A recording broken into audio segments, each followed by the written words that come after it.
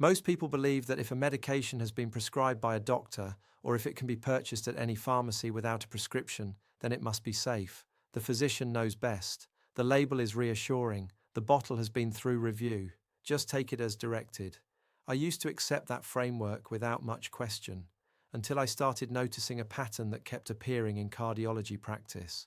Older adults arriving with new symptoms, elevated blood pressure that had been stable for years, new episodes of irregular heart rhythm, unexplained fluid retention, fatigue that seemed to come from nowhere, and in case after case, the common thread was not a new disease.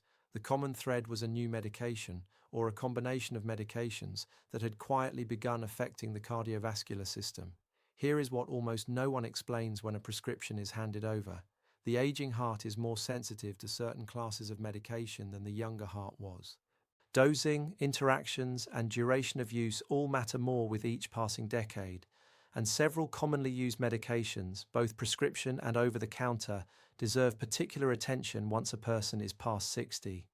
Today I'm going to walk you through 5 categories of medication that deserve careful conversation with your doctor if you are taking them regularly after the age of 60. This is not a video telling anyone to stop any medication on their own. That would be dangerous advice, and it is the opposite of what I'm suggesting.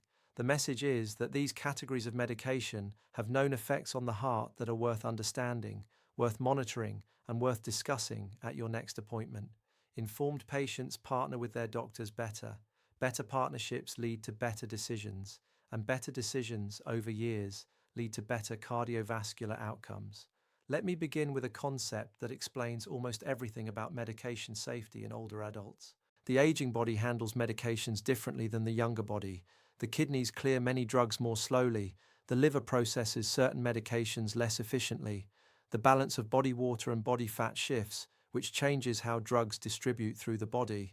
And the cardiovascular system itself is more sensitive to changes in blood pressure, heart rate, and fluid balance. All of this means that a dose that was perfectly appropriate at age 50 may be too much at age 75. A combination that caused no problems at 60 may produce meaningful effects at 80. This is not about whether medications are safe in general. It is about whether the specific dose, the specific combination, and the specific duration are appropriate for the specific person at the specific stage of life.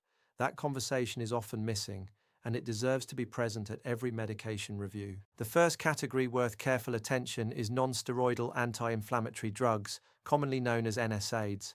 This category includes widely available over-the-counter medications such as ibuprofen and naproxen, as well as prescription-strength versions of the same class. These medications are genuinely useful for pain, inflammation, and certain conditions. They are also among the most commonly used medications in older adults, often purchased without a prescription, often taken daily for knee pain, back pain, headaches, or general aches. Here is what the label does not emphasize. Regular use of NSAIDs has been associated with elevated blood pressure, fluid retention, reduced kidney function, and, with prolonged use, increased risk of heart attack and stroke. These effects are dose-related and duration-related. An occasional dose for an occasional headache is generally not the concern.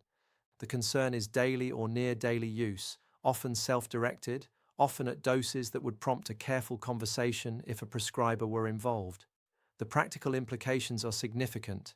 In older adults, NSAIDs can reduce the effectiveness of blood pressure medications, meaning that a previously well-controlled blood pressure may creep upward without any obvious reason. They can trigger fluid retention, which in someone with underlying heart disease can precipitate heart failure symptoms. They can reduce kidney function, which in turn affects how other medications are processed. And they can increase the risk of stomach bleeding, particularly in combination with common blood thinners. If you are over 60 and you take an NSAID more than occasionally, that pattern deserves explicit discussion with your doctor. Alternatives often exist. Acetaminophen, which works differently and generally has less cardiovascular impact, is often a safer choice for routine pain. Topical pain relievers, applied to the skin over the affected area, deliver medication more locally with far less systemic effect. Physical therapy, heat, ice, and targeted exercise can address many causes of chronic pain without any medication at all. None of these options are inherently better for every patient, but all of them are worth discussing. The second category involves certain medications used to help with sleep or anxiety, particularly in the class called benzodiazepines and related sleep medications. These include several commonly prescribed drugs that act on the same brain receptors. For short-term use in specific situations, these medications have a role. But in older adults, particularly when taken regularly over long periods, they are associated with several concerns that affect overall cardiovascular and physical health. The risk of falls is substantially increased, and a fall in an older adult can produce a hip fracture, a head injury, and a cascade of complications that profoundly affect heart health over time. The risk of cognitive impairment is also recognized, with effects on memory and alertness that can be more pronounced in older users. And there is a specific concern about disrupted breathing during sleep, which in someone with underlying sleep apnea can worsen the cardiovascular strain we discussed in another video in this series. The important point is not that anyone should abruptly stop a sleep or anxiety medication. Abrupt discontinuation of certain medications in this class can cause serious withdrawal symptoms and should never be attempted without medical guidance. The point is that if you have been taking one of these medications regularly for months or years, a thoughtful conversation with your doctor about whether the dose could be reduced or whether the medication could be gradually tapered under supervision is often worthwhile.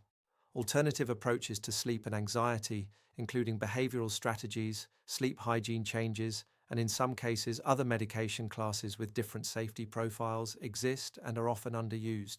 The third category involves a specific group of medications often used for bladder symptoms, allergies, and certain sleep aids that contain compounds with what pharmacologists call anticholinergic properties.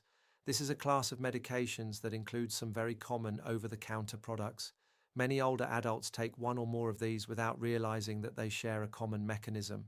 The cumulative effect of multiple anticholinergic medications is sometimes called anticholinergic burden, and it has been associated in research with cognitive decline, falls, urinary retention, and in some cases worsening of certain cardiac conditions. Specifically, these medications can increase heart rate and in susceptible individuals can contribute to rhythm disturbances.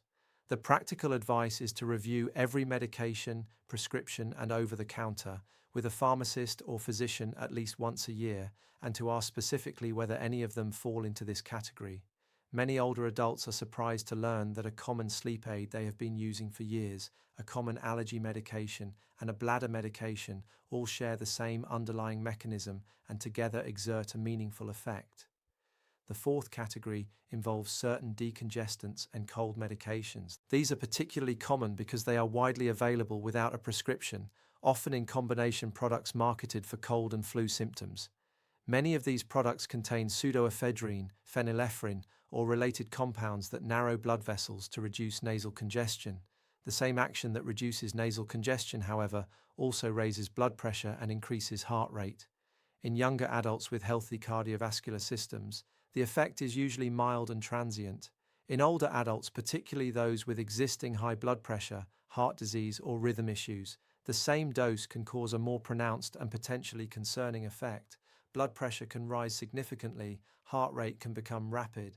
In some cases, underlying rhythm problems can be triggered. The practical advice is to check the active ingredients of any cold medication before taking it, particularly for anyone with a history of heart disease, high blood pressure, or rhythm abnormalities. Nasal saline sprays, steam inhalation, hydration, rest, and targeted treatments for specific symptoms often provide relief without the systemic cardiovascular effects. For persistent cold symptoms that interfere with daily life, a conversation with a doctor about appropriate options is generally safer than self-treatment with combination products whose ingredients may not be well understood. The fifth category involves certain corticosteroids, particularly when used for extended periods. Corticosteroids include several widely prescribed medications used for inflammatory conditions, respiratory issues, certain autoimmune conditions, and a variety of other indications. Short courses of steroids for specific conditions are often necessary and appropriate. Longer-term use, however, has well-recognized effects on the cardiovascular system, including elevated blood pressure, fluid retention, changes in glucose metabolism that can worsen or trigger diabetes, and with prolonged high-dose use, changes in cholesterol and body composition. In older adults, these effects are often more pronounced and harder to reverse. This is not a reason to avoid steroids when they are genuinely needed. It is a reason to ensure that any long-term steroid prescription is periodically reviewed. Is the underlying condition still active? Is the current dose still the lowest effective dose? Are there steroid-sparing alternatives that could be introduced? These questions are appropriate to raise at any medication review, and they are exactly the questions that thoughtful prescribers welcome. Now let me discuss a broader issue that affects all 5 categories and, in fact, nearly every aspect of medication use in older adults: polypharmacy. This is the clinical term for taking multiple medications simultaneously, often prescribed by different specialists for different conditions. It is extraordinarily common. Many older adults take 5, 7, 10 or more medications daily, sometimes from 3 or 4 different prescribers. Each individual medication may be reasonable, but the cumulative effect, the interactions between medications, and the ways in which different medications influence each other can be difficult for any single prescriber to track.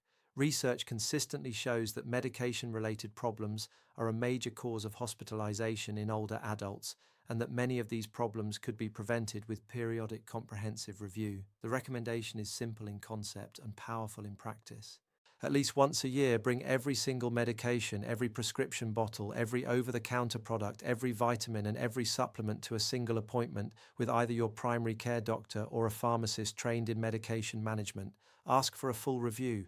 Ask whether any medications might no longer be needed. Ask whether any combinations carry risk.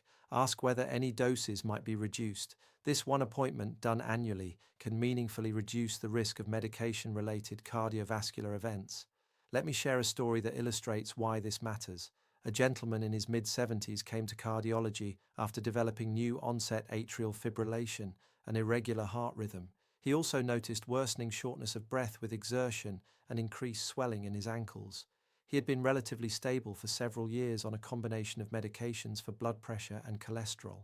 When we went through his current medication list in detail, several things became clear. He had started taking an over-the-counter ibuprofen product daily for knee pain several months earlier, without mentioning it to any of his doctors. His primary care physician had recently added a steroid taper for a respiratory issue, which had been extended because the initial course did not fully resolve the symptoms. An allergist had prescribed an antihistamine with anticholinergic properties, and over the past several weeks, he had been taking a combination cold medication containing pseudoephedrine for what he thought was a persistent sinus issue. None of these additions were unreasonable in isolation, but together they had significantly altered his cardiovascular picture.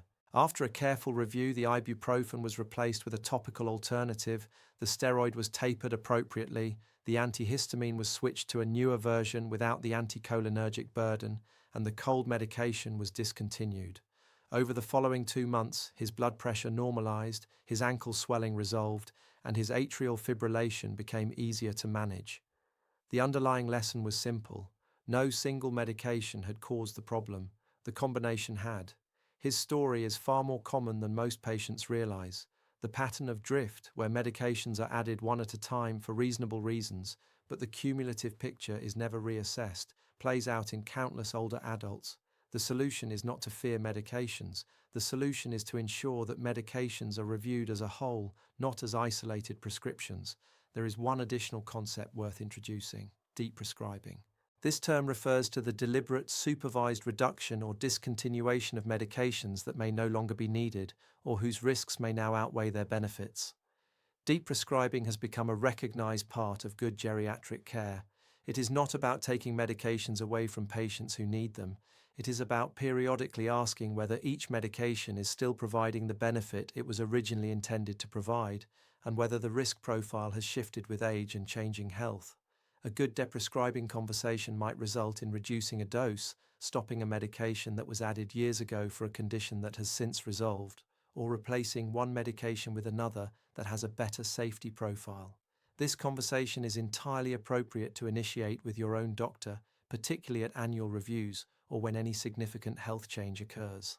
Let me offer 4 practical questions worth asking your doctor about any medication you are taking regularly. These questions apply to every medication category discussed today and to many others. The first question: what is this medication doing for me specifically, and how would we know if it were working or not working? A medication that cannot be clearly linked to a specific benefit or whose effects cannot be measured in any meaningful way deserves scrutiny. The second question, what are the known side effects that are particularly relevant at my age, and which should I be watching for? A thoughtful answer goes beyond the generic list and addresses the specific risks that matter most for the specific patient. The third question, is this the lowest effective dose, and has the dose been reviewed recently? Many older adults remain on doses that were appropriate years ago, but that could safely be reduced. The fourth question, are there any newer alternatives or any non-medication approaches that might achieve similar benefit with less risk? Medical knowledge changes. Options that did not exist 5 years ago may now be available. A doctor who welcomes these questions is a doctor who is genuinely invested in good care. One more practical point worth highlighting. When visiting any new doctor, any new specialist, any urgent care clinic, or any emergency department, always bring an updated list of every medication, every supplement, and every over-the-counter product taken regularly, not from memory, a written list current as of that day, with doses and frequencies. This single habit prevents an enormous number of preventable errors, interactions, and missed opportunities for optimal care. Many pharmacies will print a current list on request. Keeping a copy in a wallet or phone is a simple habit with meaningful benefit. Let me close with a broader point that I hope will stay with you. Medications are remarkable tools. They prevent strokes, manage heart disease, treat diabetes, reduce cholesterol, control infections, and improve quality of life in ways that simply were not possible a generation ago. The goal is not to fear them. The goal is to use them wisely, which means using the right medications, at the right doses, for the right duration, with periodic review to ensure that each continues to earn its place on the list. For older adults in particular, a thoughtful approach to medication management is not a peripheral part of cardiovascular care, it is central to it. Everything shared today is general medical information drawn from published geriatric and cardiovascular literature and from recognized patterns in clinical care. Every individual's medical situation is unique, and every medication decision should be made in partnership with your own doctor, who knows your history, your complete medication list, and the specific context that no general discussion can fully capture. Never stop, change, or adjust any medication on your own without medical guidance. What to do with the information in this video is simple. Bring it to your next appointment, raise the questions, ask for a comprehensive review, and then make decisions together with your physician, informed and unhurried. That partnership is exactly where good cardiovascular care in later life is built. Take care of yourself, stay engaged in your own health, and give your heart the thoughtful medication management it genuinely deserves.